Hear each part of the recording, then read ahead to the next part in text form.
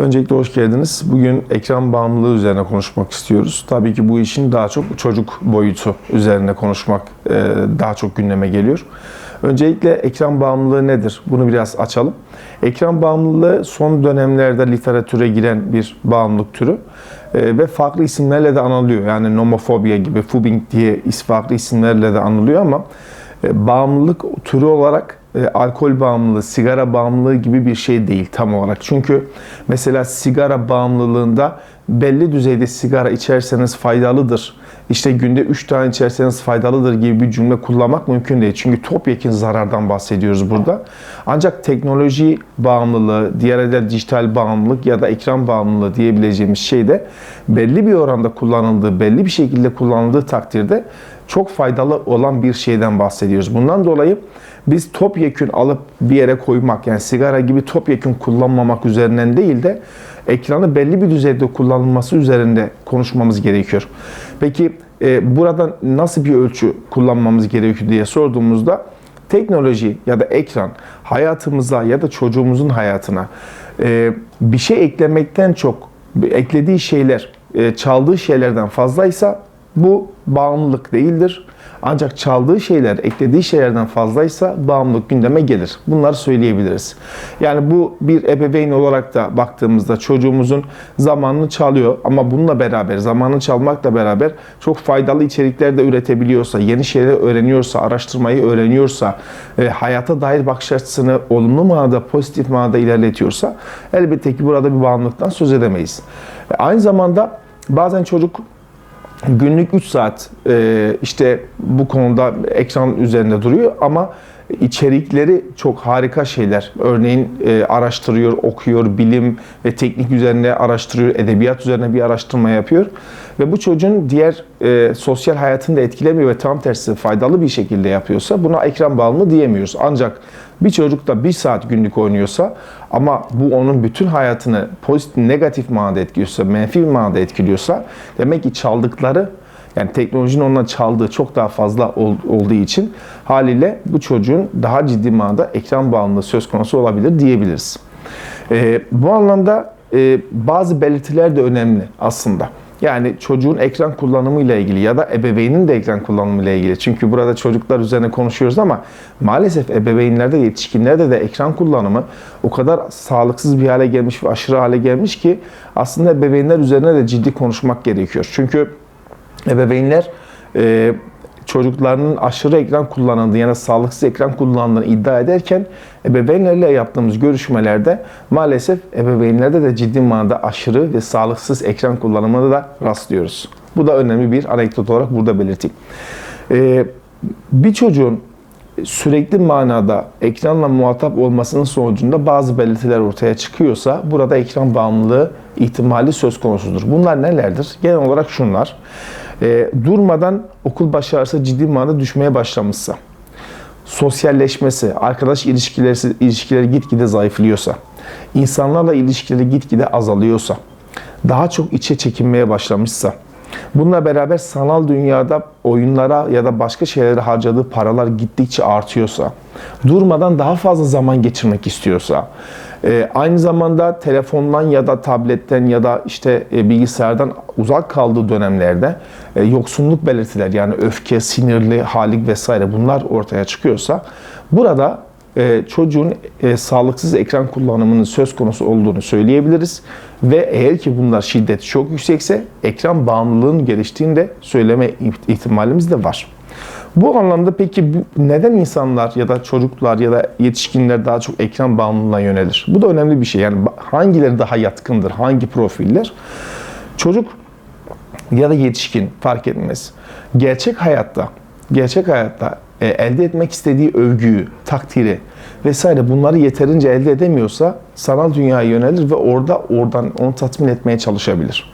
Bundan dolayı kendi evinde, kendi ailesi içinde iletişimi bozuk olan insanlar, bununla beraber yeterince övgü almayan, yeterince takdir toplamayan, yaptığı işler görülmeyen ya da görülmez olduğunu hisseden insanlar sanal dünyada başarılar elde ederek, mesela oyun kazanarak, level atlayarak, yeni daha yüksek puanlar yaparak ve bunları insanlara göstererek beğeni almak, işte bununla beraber para kazanmanın yoluna gittiğinde o insanlar daha yatkın oluyor ekran bağımlılığını kullanmaya, daha fazla kullanmak istiyor. Çünkü daha fazla takdir, daha fazla süre oyun anlamına geliyor. Bununla beraber artık yüzeysel, mesela ilişkileri daha çok yüzeysel olan, kendini ifade edebileceği bir ortam olmayan, aynı zamanda evde bir huzursuzluk gün meydana geliyor, bir huzursuzluk varsa sürekli, anne baba çatışması, sıcak bir aile ortamı yoksa, anne babanın kendisi de ekranı sorumlu ve sağlıksız şekilde kullanıyorsa, bu çocukta evet bu tarz insanlar, bu tarz çocuklar ya da bu tarz yetişkinler ekran bağımlısı olmaya daha yatkındır diyebiliriz. Çünkü temel mantalitemiz şu: bir insan yaptığı herhangi bir davranış da bir şeyi tatmin etmeye, bir ihtiyacını tatmin etmeye yöneliktir. Genelde böyle bir yaklaşım vardır insan davranışında, psikolojide.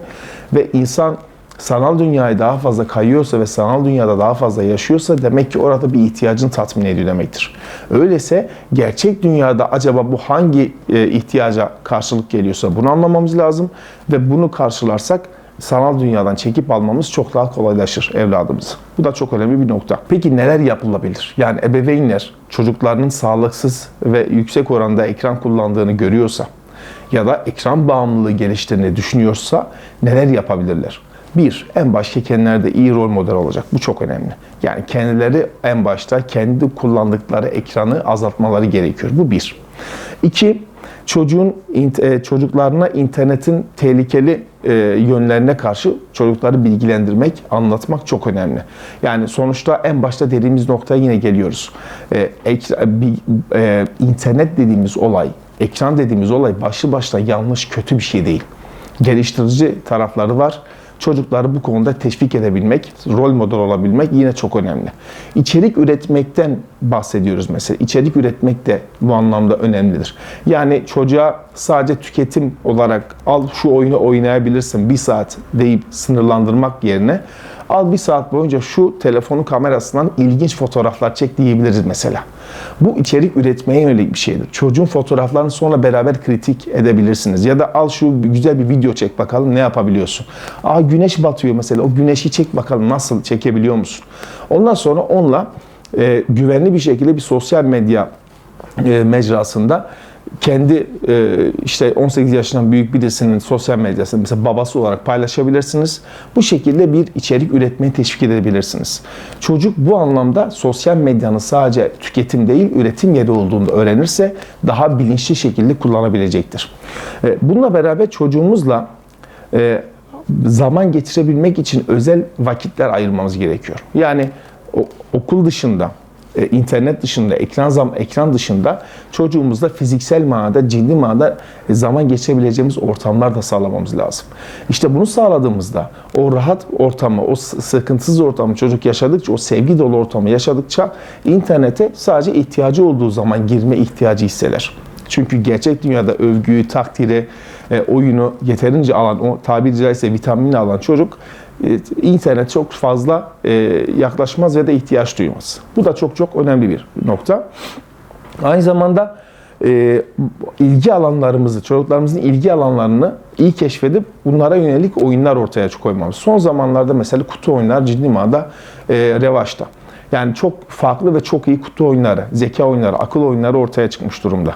Onları alıp evde beraber oynamak da çocukların ilgisini çekecek önemli etkinliklerden bir tanesidir. Yani sonuç itibariyle gerçek dünyadan çocuğumuzu koparmayacağız. Gerçek dünyada var olacağız. Esas olan gerçek dünyadır ve gerçek dünyayı onu cazip hale getireceğiz. Sanal dünyayı da içerik üretmek başta olmak üzere araştırma ve faydalı şeylere teşvik ederek beraber yürütebileceğiz.